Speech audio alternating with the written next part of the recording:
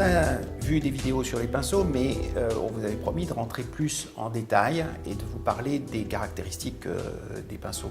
Un pinceau, ce n'est pas seulement un outil, c'est une forme, une fibre, un poil d'une certaine qualité qui a une élasticité, une résistance, une dureté et un geste.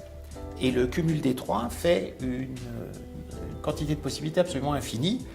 Et c'est donc très important de savoir ce que l'on veut faire pour prendre le bon pinceau dans sa boîte.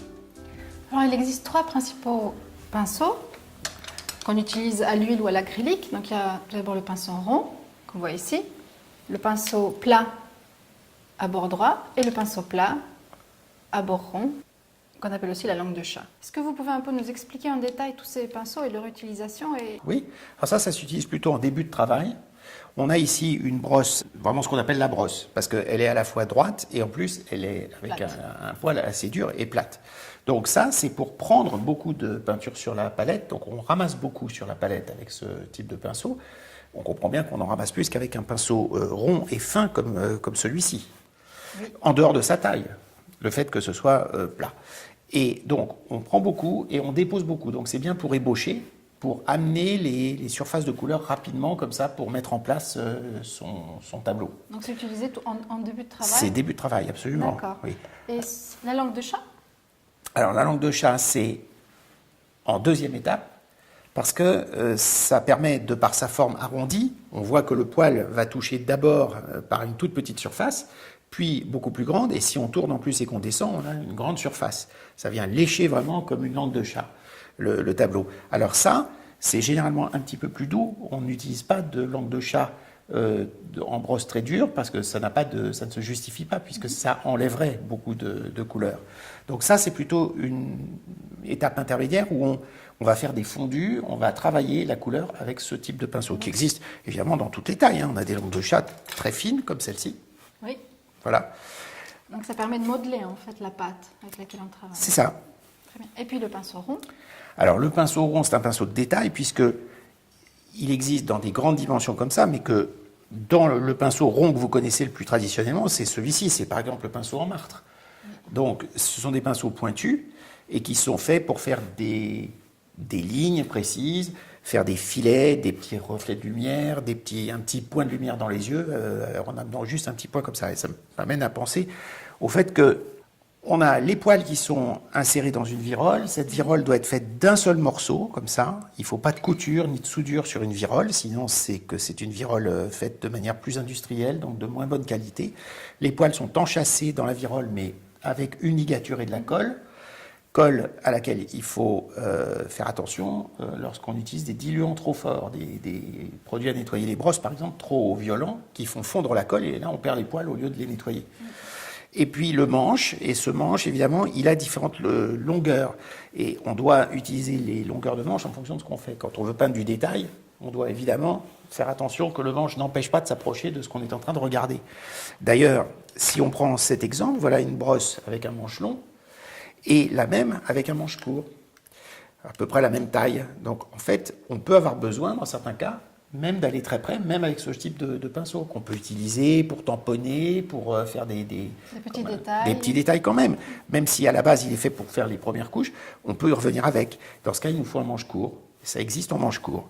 Donc la longueur du manche, c'est pas juste pour faire chic, c'est pas pour faire le peintre, hein, parce que évidemment la longueur de manche, ça peut aider.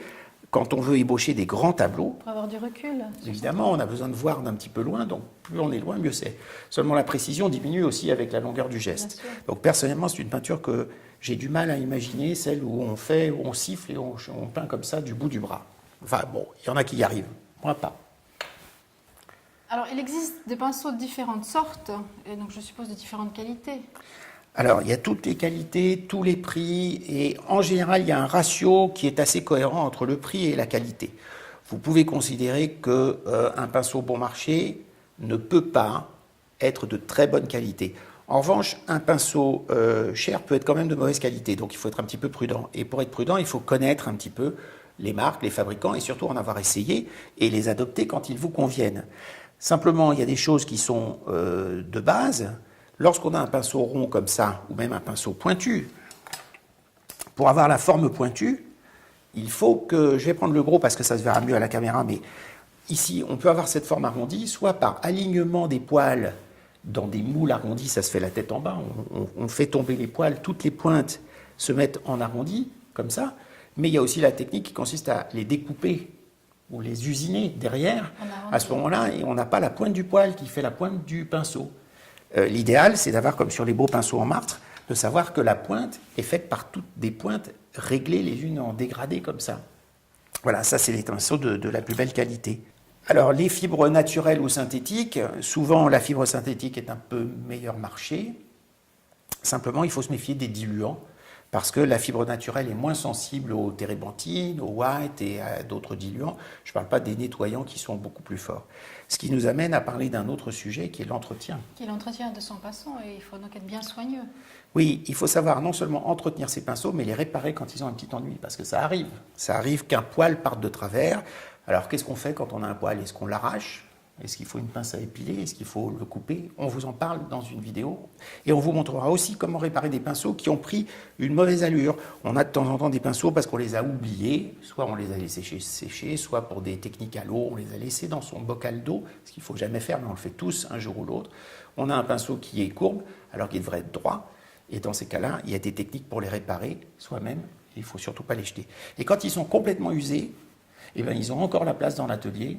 Et je vous raconterai comment et pourquoi. Et ils sont très très utiles quand ils sont tout à fait foutus. Quand tout le monde les jetterait, eh bien, surtout ne les jetez pas, gardez-les.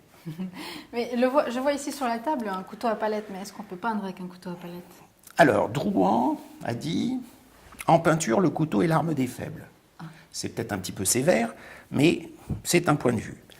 Le couteau n'est pas un couteau à peindre, c'est un couteau à palette. Donc c'est fait pour travailler sur la palette, pour mélanger ses couleurs. Là aussi, ça justifie une vidéo complète. Donc on fera une vidéo sur le sujet. Et par contre, on peut de temps en temps l'utiliser pour enlever sur son tableau une épaisseur de peinture trop forte. On peut comme ça utiliser le couteau à palette pour retirer de la peinture.